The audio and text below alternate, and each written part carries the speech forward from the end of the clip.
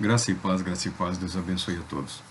O apóstolo Paulo, na sua carta aos Efésios, no capítulo 13, ele declara: Esta é a razão pela qual eu, Paulo, sou prisioneiro de Cristo Jesus por amor de vocês, gentios. Pois certamente vocês já ouviram falar da missão da graça de Deus que me foi dada para vocês, e como o mistério me foi revelado, conforme escrevi acima em poucas palavras, cuja leitura vos permitirá perceber a minha compreensão do mistério de Cristo. Graças a Deus pela sua palavra.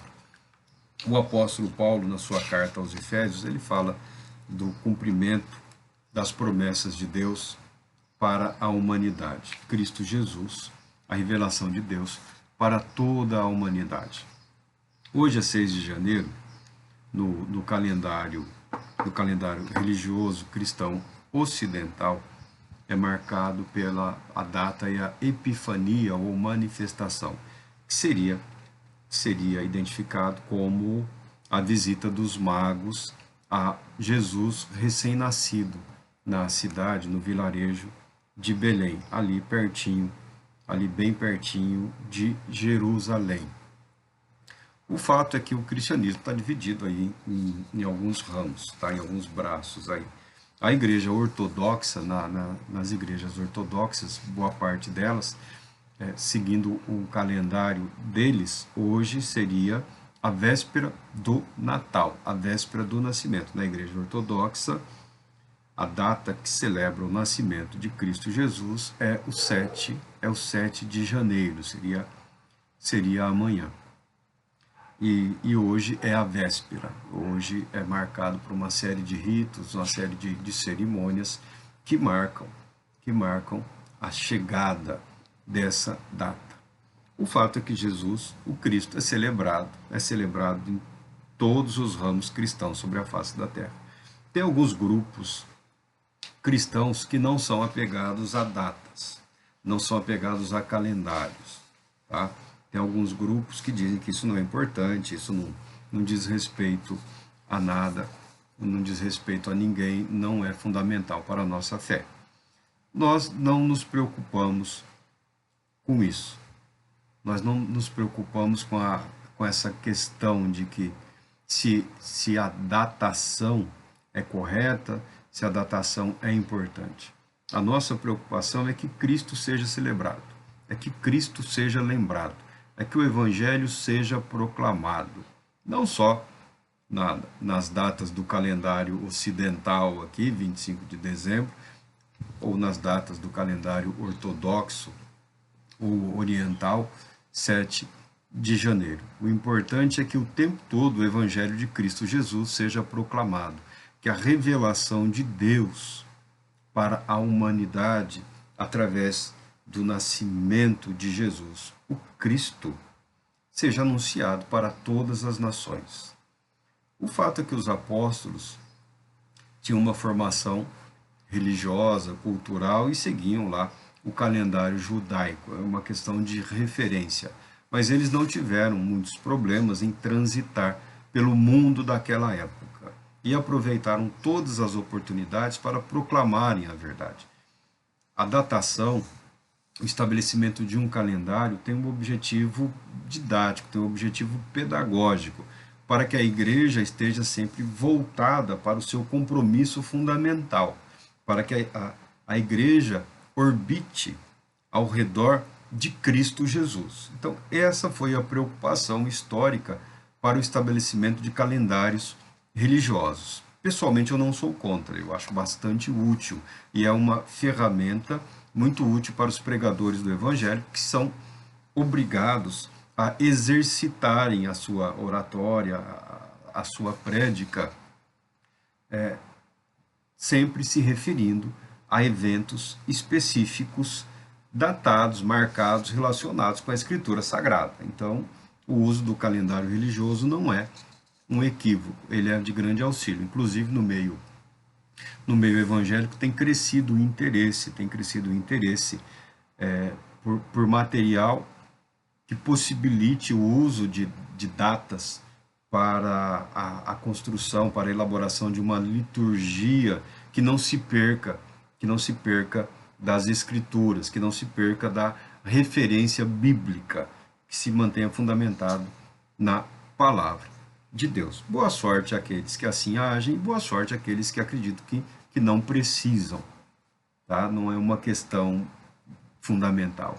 O fundamental nas nossas vidas é compreendermos a razão do nosso viver, compreendermos a razão do nosso existir e aceitarmos o fato e a verdade de que Deus é aquele que intervém na realidade humana.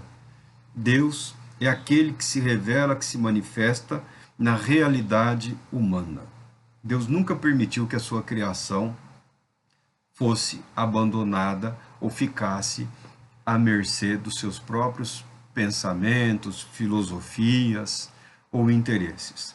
Deus sempre manteve vivo na humanidade a proclamação da sua palavra, a proclamação do seu evangelho. E em Cristo Jesus nós encontramos a revelação máxima, a manifestação máxima do amor de Deus, o cumprimento das promessas de Deus para a redenção, para a salvação da humanidade.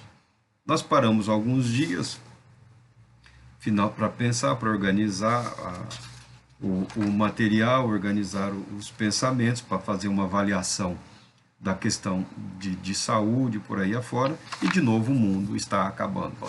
Um está preso aqui, o outro país foi invadido ali, a guerra que estava para acabar continua, outras guerras estão surgindo, o mundo vai como sempre foi. O mundo continua como sempre esteve.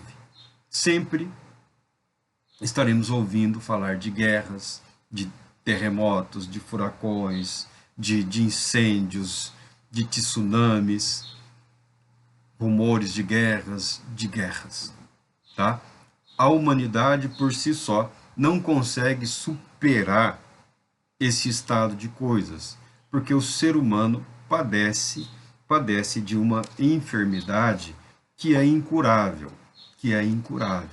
Hoje, não de hoje, já faz um bom tempo, nas universidades, nos seminários, ou nas grandes universidades que surgiram em torno de igrejas, a formação teológica, hoje a palavra pecado não está em alta. Tá? Até mesmo num país como o Brasil, em que as inovações demoram um pouquinho para chegarem até aqui, o pecado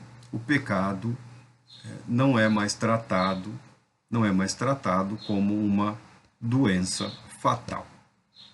Tá? As pessoas estão tentando, e eu não considero equivocado, eu considero um grande auxílio, a psicologia, a psicanálise, a psiquiatria, todas essas áreas que buscam trazer algum conforto, que buscam trazer a cura, que buscam trazer um tratamento da alma, do espírito humano, eu considero válidas, eu não considero nenhuma delas como que adversárias do Evangelho, mas nenhuma delas leva em consideração a contextualização do pecado como algo maligno e algo que contaminou a humanidade. O objetivo do Evangelho é esse, apresentar a cura de Deus para o pecado, apresentar a cura de Deus para o fracasso, para o fiasco da humanidade, em termos de vida, de obediência a Deus, em termos de vida, de adoração ao Todo-Poderoso Deus. O próprio Deus se encarregou de providenciar a cura para esse mal que a todos aflige. E a cura para o pecado está em Cristo Jesus. Assim como o principal representante da humanidade nos seus primórdios, no seu início, nosso querido amigo Adão e sua digníssima esposa Eva trouxeram para a humanidade essa tragédia a partir do momento em que não foram capazes de obedecer em termos absolutos à verdade, à palavra de Deus, sucumbiram, caíram, foram tentados, foram enganados, foram iludidos e perderam gradativamente o direito à comunhão plena com o Todo-Poderoso Deus. E passaram, não só eles a sofrer, mas também toda a humanidade a sofrer as consequências do pecado. E a consequência do pecado é a morte, tá? É a morte. O ser humano não foi criado por Deus para a morte. O ser humano foi criado para participar da vida eterna. A morte é a consequência do fracasso humano. A morte é a consequência do fiasco. A morte é a consequência do pecado. A morte é a consequência do afastamento, do isolamento. A morte é a consequência da perda da consciência da realidade divina, criando, dirigindo, governando, redimindo e salvando a humanidade. Ainda que nem todos tenham essa consciência, que alguns chamam de consciência religiosa, ativa em termos absolutos, Deus a ninguém abandonou. Os judeus dividiam a humanidade em dois grupos. O primeiro e mais importante para eles era o grupo dos judeus, obviamente. E havia um segundo grupo, que abrangia o restante da humanidade, tá bom? O restante da humanidade.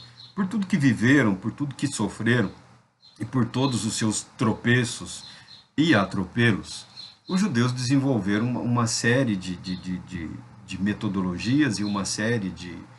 Bom, hoje se dão o nome de teologias e por aí, mas não há no pensamento judaico essa preocupação teológica como nós temos hoje, ou essa preocupação filosófica como nós temos hoje.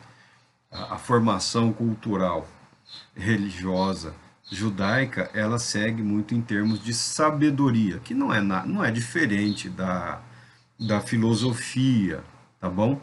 Mas o desenvolvimento é um tanto quanto diferente, tá bom? Na filosofia você tem uma sistematização. Na sabedoria você tem uma proteção do conhecimento com vistas à aplicação em momento oportuno. Qualquer um pode comprar aí uma enciclopédia de filosofia, que se recomenda que você de história da filosofia, e pegue aí um filósofo e estude primeiramente, você vai desenvolver uma argumentação e uma perspicácia ou uma capacidade de interpretar a realidade de acordo com um determinado pensamento, sob uma determinada ótica. Não significa necessariamente que a humanidade como um todo corresponda àquela perspectiva daquele filósofo, tá? Mas a filosofia está aí disponível. O conhecimento filosófico está sistematizado. É algo que não se perde.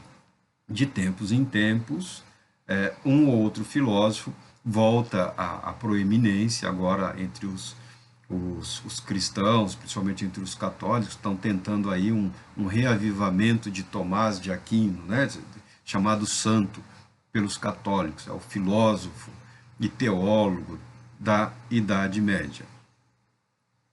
Entre os protestantes aí há um certo, eu não diria rejeição a Tomás de Aquino, mas se preocupam mais com alguns outros. Por exemplo, Agostinho, que é anterior a Tomás de Aquino, e alguns pensadores posteriores a Tomás de Aquino, que procuraram voltar a Agostinho com o objetivo de resgatar princípios e valores que consideram que se haviam diluído em decorrência da filosofia tomista lá de São Tomás de Aquino. Tá? Esse é o caminho da filosofia, esse é o caminho da teologia. De tempos em tempos, alguém se apaixona por uma doutrina e passa a vivenciar, a proclamar e anunciar aquela doutrina, aquela verdade, né?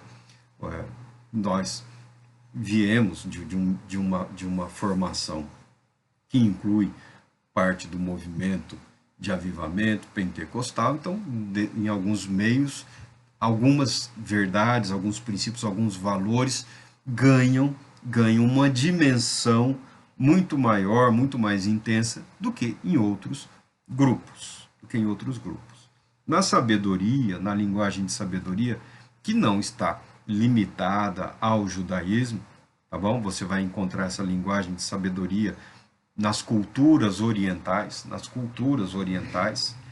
há uma preocupação com a preservação de valores e verdades. E, às vezes, a sabedoria, ela se vale de um recurso, como que se fosse uma proteção, como que se fosse uma casca ou um labirinto, criando como que, eu não diria uma dificuldade, mas a pessoa precisa ter uma persistência, um interesse maior para descortinar aquele conhecimento, aquela verdade.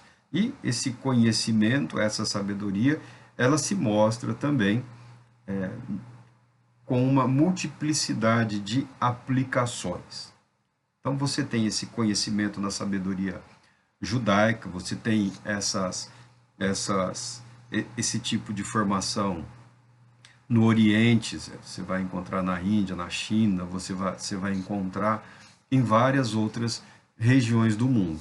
É um modo diferente de expressar a verdade. A linguagem de sabedoria, ela é interessante.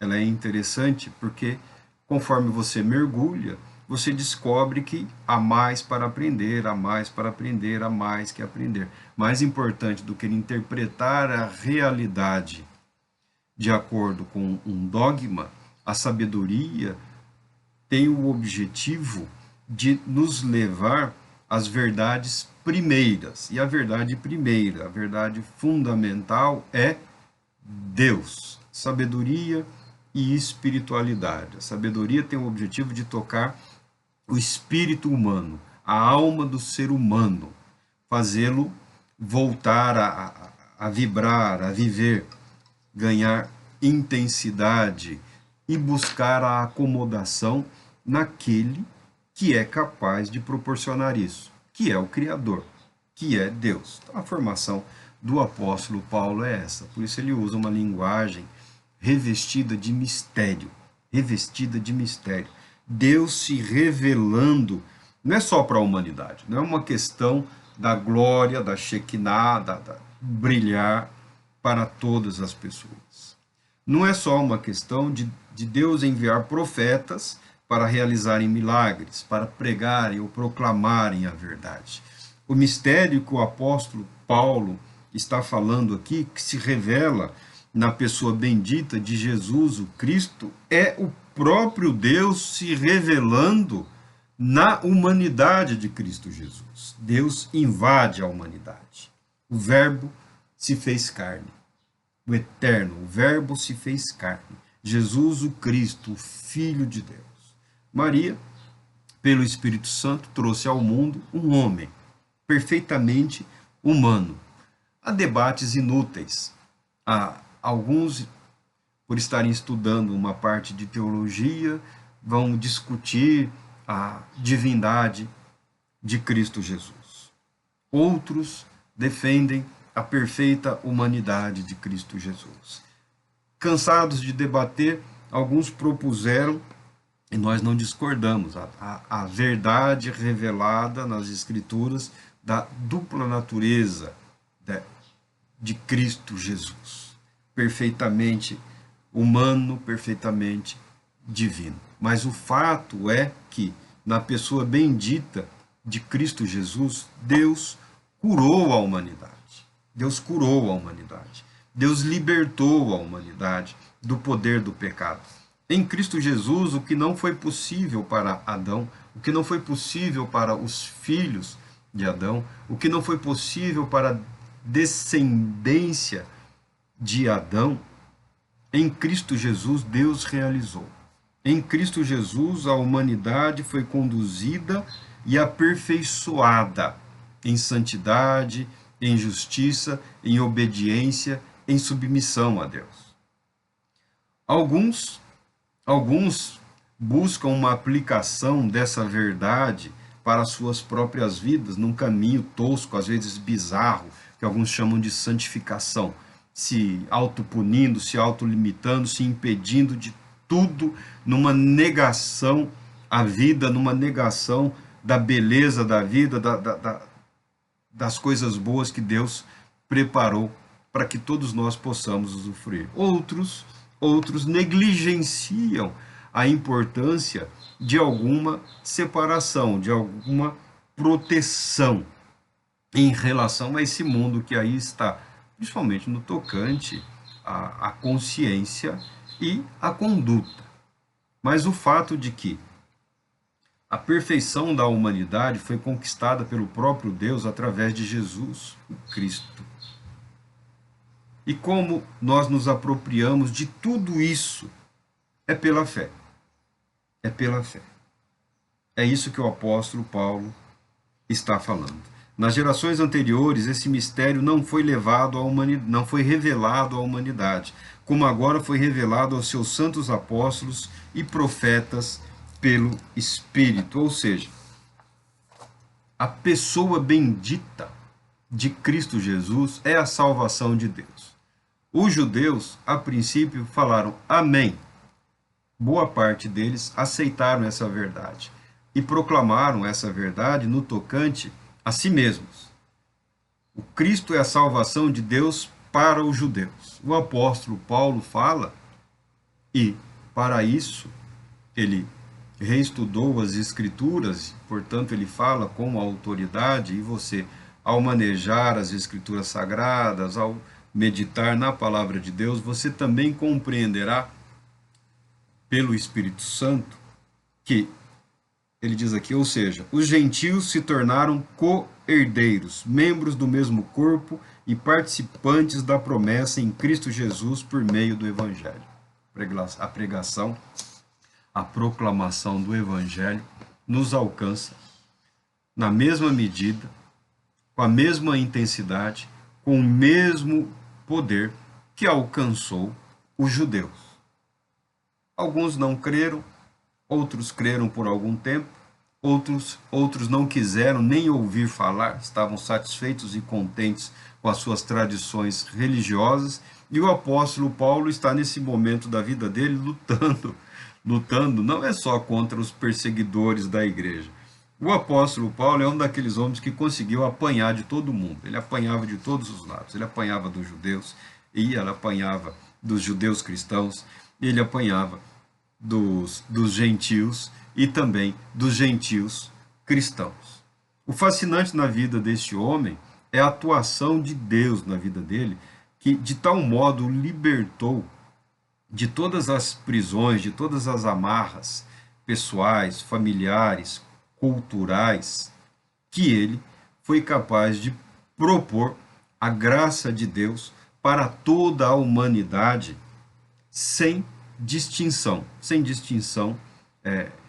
de grupo étnico, sem distinção política, sem distinção de sexo.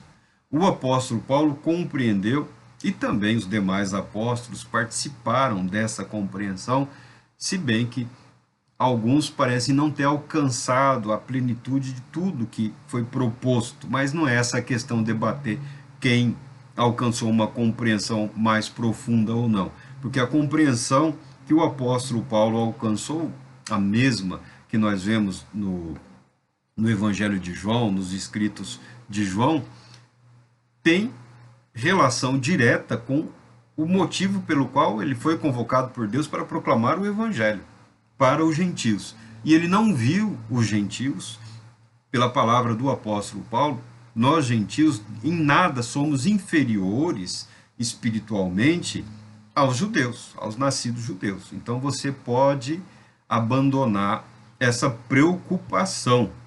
Você é coparticipante das bênçãos de Deus para a humanidade. Os judeus e os gentios, não há um privilégio. O privilégio dos judeus é uma questão histórica, uma questão de cumprimento profético. Jesus, o Cristo, nasceu lá, nasceu entre os judeus, nasceu na cidade de Belém. Cresceu numa cultura religiosa proposta por Deus através de Moisés, mas não limitada, mas nunca limitada. O propósito de Deus nunca foi limitar a humanidade a um contexto sócio ou étnico, político. O propósito de Deus é redimir e resgatar a humanidade. Deus nunca se preocupou em transformar os gentios em judeus. A vontade de Deus é que todos se arrependam, ou seja, que todos retornem para Deus e participem plenamente das bênçãos propostas pelo Todo-Poderoso. De Gênesis a Apocalipse, a palavra de Deus é para você, é para mim, é para os judeus, é para os gentios, é para toda a humanidade. Cristo Jesus, o nosso Senhor, é a salvação de Deus para toda a humanidade. E participamos disso pela fé, porque o apóstolo Paulo fala: pela graça sois salvos mediante a fé. Não é mediante a forma de culto, não é mediante a liturgia, não é mediante costumes, não é mediante a memorização de dogmas complexos. A Bíblia declara que a salvação é pela graça. Pela graça sois salvos mediante a fé. Basta acreditar, basta confiar, basta aceitar, basta dizer sim para a verdade de Deus, que Deus se importa, que Deus intervém sim, que Deus age sim, e age de uma forma muito mais profunda e muito mais poderosa do que nós podemos compreender, imaginar ou desejar. O Deus que realizou o impossível, você acha que ele não realizará na sua vida as promessas contidas na palavra dele? Com toda certeza se cumprirão as promessas de Deus nas nossas vidas, sim, porque para Deus não haverá e nunca houve nenhum impossível em todas as suas promessas. Deus Todo-Poderoso te abençoe, te proteja e te conceda paz, muita paz.